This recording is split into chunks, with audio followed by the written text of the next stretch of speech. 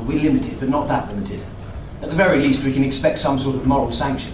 That's at the very least as well. We can't expect justice from the courts, can we? I mean... God, I hope you're right. But, look, it's getting late.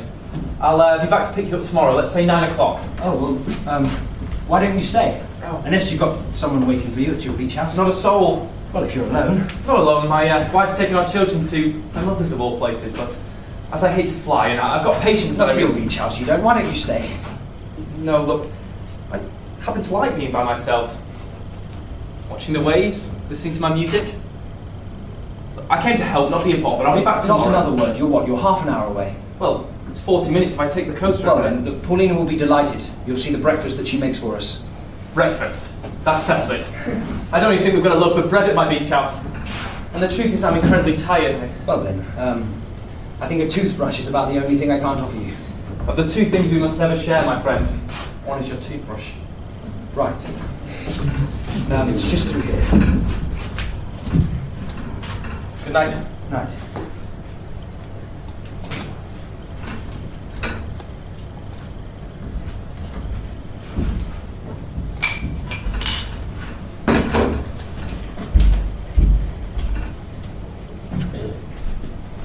Paulina, that doctor who helped me, he's staying the night. He's staying because tomorrow he's going to help me get the car. Are you listening, darling? Yes, my love. He's a friend, so don't be scared. Tomorrow you can make us a nice breakfast.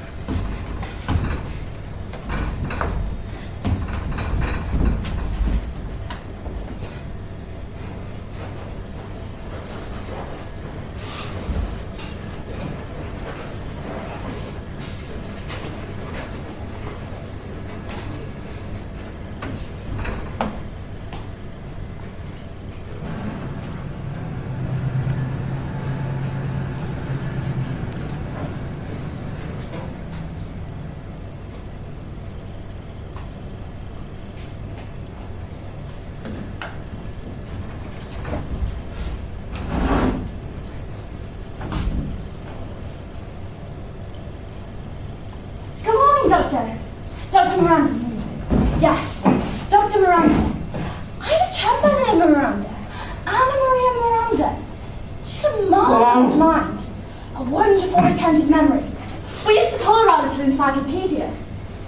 I never know what happened to her all that. She probably finished her medical studies and became a doctor. Just like you.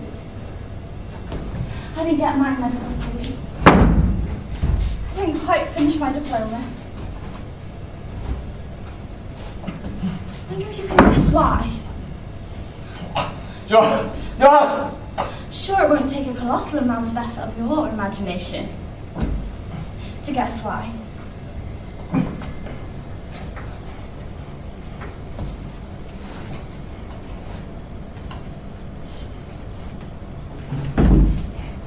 Luckily for me, there was Gerardo. He was, well, I wouldn't exactly say he was waiting for me, but he still loved me. So I never had to go back to the university. I was certain, well, phobia is not the right word. A certain apprehension about medicine, about my chosen profession. But life is never over till it's over, or so they say. That's why I'm wondering whether it might not be a good idea to sign up again. You know, for readmittance. I heard that now the military aren't in charge anymore. They're allowing students who got kicked out to sign up again for readmittance. But here I am chatting away. And I'm meant to be making breakfast, aren't I? A nice breakfast. Now you like ham sandwiches. Ham and mayonnaise. Well, I'm afraid we don't have any mayonnaise, but we do have ham. Gerardo also likes ham. I hope you don't mind. But this will have to remain for now. A monologue. I don't want to remove this guard, you call it, don't you? Well, not until Gerardo wakes up. I should be getting him up now.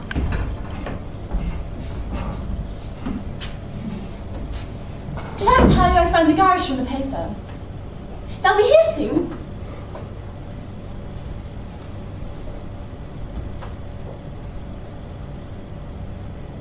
The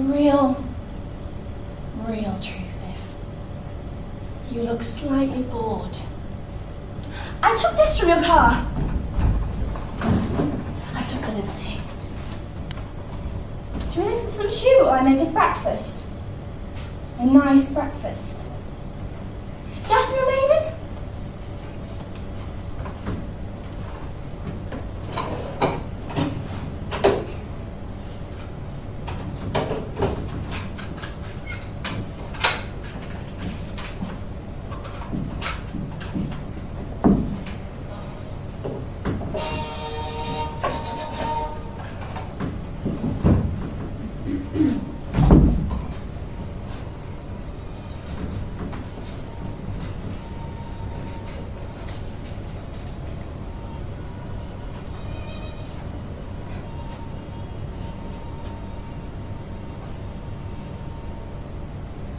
Do you know how long it's been since I last listened to this? If it comes on the radio, I turn it off and try not to go out anywhere, but Gerardo has all these social events he must attend, and if that's to name a minister in a couple of years, then we'll spend our lives running around and shaking hands and smiling at perfect strangers. Once we were dining with, well, they were very important people, and the hostess put on Schubert, a piano sonata. And I thought to myself, do I turn it off? Or do I leave? Luckily, my body decided for me, and I began to feel extremely ill, and Gerardo had to take me home. And nobody knew what made me ill. And we left them there, listening to their Schubert. It's strange, isn't it, when he used to be? And I really would say yes, I really would say he still is my favourite composer. Sad, noble sense of life. But I always promised myself there would be a time when I could recover him. Bring him back from the grave, so to speak. And I know, just listening to him here with you now, that I was right about so many things, that so many things are going to change for me. To think I was on the verge of throwing out my whole Schubert collection. Crazy!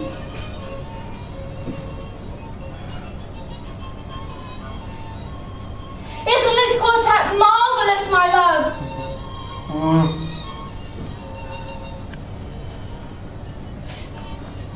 Do you know that she was a homosexual? Well, of course you did. You were the one who kept repeating it to me over and over again while you played Death in the Maiden. Yes, the very cassette, Doctor. Would you buy a new one every year to keep the sound pure? Oh, good morning, my darling. I'm sorry, this is a murder guy. It's just that... Roberto, Dr. Miranda. Don't touch him.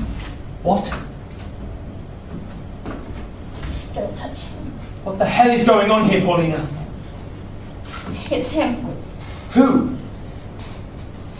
The doctor. What doctor?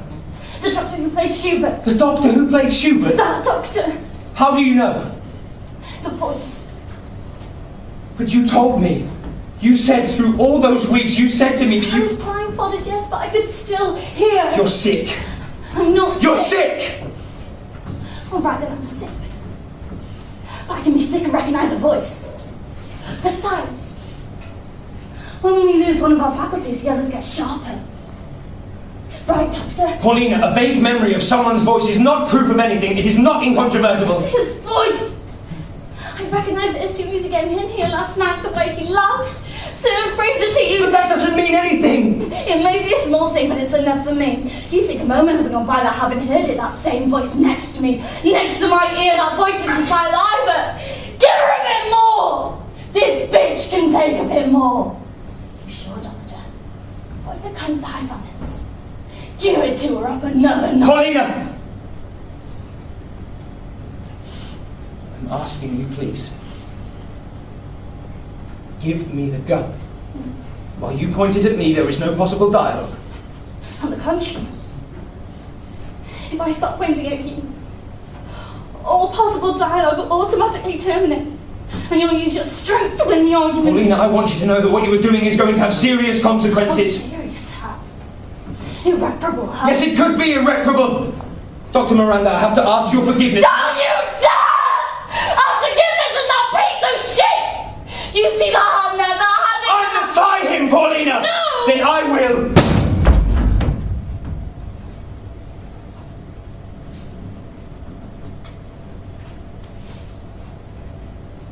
Don't shoot that thing off again.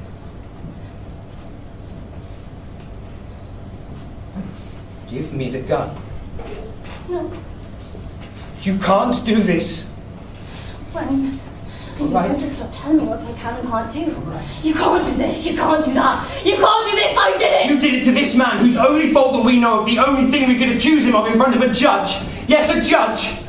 However corrupt, venal or cowardly, the only thing that we could accuse him of is stopping on the road to help someone who was in trouble and bringing him home. What? When I went to hide your Good Samaritan's car earlier this morning, I found the garage in the payphone. I let them know we'd need them early. So you better get dressed. Please, Paulina, can we start being reasonable? You be reasonable. They never did anything to you. Did things? Of course they did things, but we're not competing for some horror prize, damn it! Let's try and be reasonable.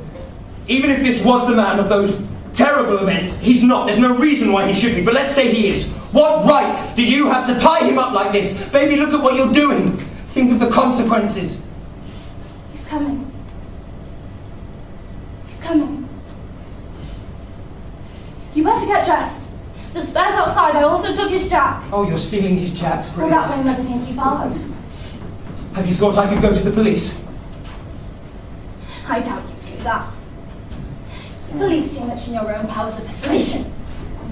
Besides, he knows our police too. Show their noses in here. I'll put a bullet straight through this man's head. And then I'll put the gun in my mouth and I'll pull the trigger.